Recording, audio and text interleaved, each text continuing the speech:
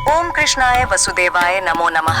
आज की वीडियो में मोक्षदा एकादशी व्रत की महिमा और व्रत कथा को सुनते हैं। अगर आप इस चैनल पे नए हैं तो ऐसी वीडियो देखने के लिए चैनल को सब्सक्राइब कर लीजिए।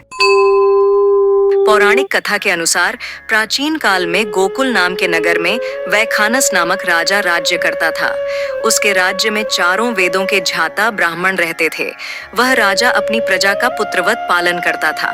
एक बार रात्रि में राजा ने एक स्वप्न देखा कि उसके पिता नरक में हैं। उसे बड़ा आश्चर्य हुआ।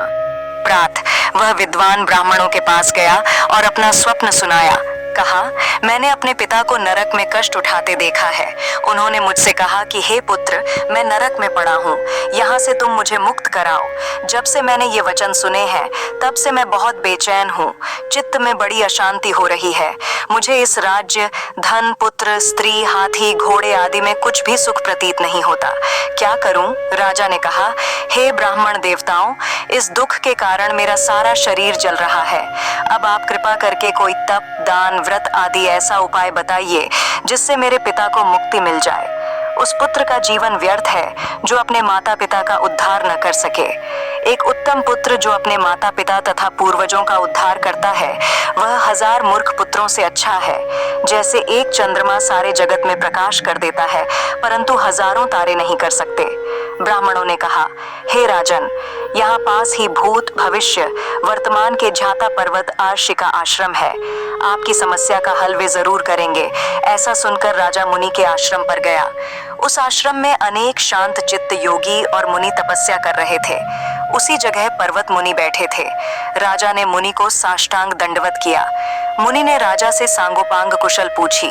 राजा ने कहा कि महाराज, आपकी कृपा से मेरे राज्य में सब कुशल है, लेकिन अकस्मात मेरे चित्त में अत्यंत अशांति होने लगी है। ऐसा सुनकर पर्वत मुनि ने आंखें बंद की और भूत विचारने लगे। फिर बोले, हे राजन, मैंने योग के बल से तुम्हारे पिता के कुकर्मों को जान लिया है। उन्होंने पूर्व जन्म में कामातुर होकर एक पत्नी को रति दी, किंतु सौत के कहने पर दूसरे पत्नी को रथुदान मांगने पर भी नहीं दिया।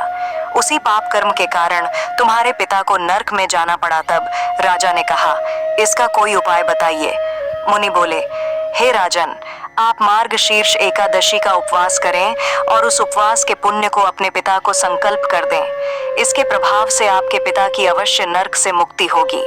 मुनि के ये वचन सुनकर राजा महल में आया और मुनि के कहने अनुसार कुटुंब सहित मोक्षदा एकादशी का व्रत किया। इसके उपवास का पुण्य उसने पिता को अर्पण कर दिया। इसके प्रभाव से उसके पिता को मुक्ति मिल गई और स्वर्ग में जाते हुए वे पुत्र से कहने लगे, हे पुत्र, तेरा कल्याण हो। यह कहकर स्वर्ग चले गए। मोक्षदा एकादशी हर साल मार्गशीर्ष महीने के शुक्ल पक्ष की एकादशी को मनाई जाती है। सनातन शास्त्रों में कहा गया है कि मोक्षदा एकादशी तिथि पर जगत के पालनहार भगवान श्री कृष्ण ने अपने परम शिष्य अर्जुन को गीता ज्ञान दिया था। मार्गशीर्ष मास की शुक्ल पक्ष की मोक्षदा एकादशी का जो व्रत करते हैं उनके समस्त पाप नष्ट हो जाते हैं। इस व्रत से बढ़कर मोक्ष देने वाला और कोई व्रत नहीं है। इस दिन गीता जयंती मनाई जाती है। साथ ही यह धनुर्मास की एकादशी कहलाती है। अतः इस एकादशी का महत्व कई गुना और भी बढ़ जाता है। इस दिन से गीता पाठ का अनुष्ठान प्रारंभ करें तथा प्रतिदिन थोड़ी देर गीता अवश्य पढ़ें। यदि आपको हमारी यह वीडियो पसंद आई हो तो हमारे चैनल को सब्सक्राइब करेगा और बेल आइकन दबा दीजिए ताकि आपको हमारी नई वीडियो सबसे पहले मिले। और इस वीडियो को ज्यादा से ज्यादा शेयर करें और लाइक करें। ऐसी ही वीडियो देखने के लिए हमारे चैनल को सब्सक्राइब कर लीजिए। मिलते हैं आपसे नई वीडियो के साथ। अब आइए हमारे साथ कहिए, ओम श्री कृष्णाय वासुदेवाय नमो नमः।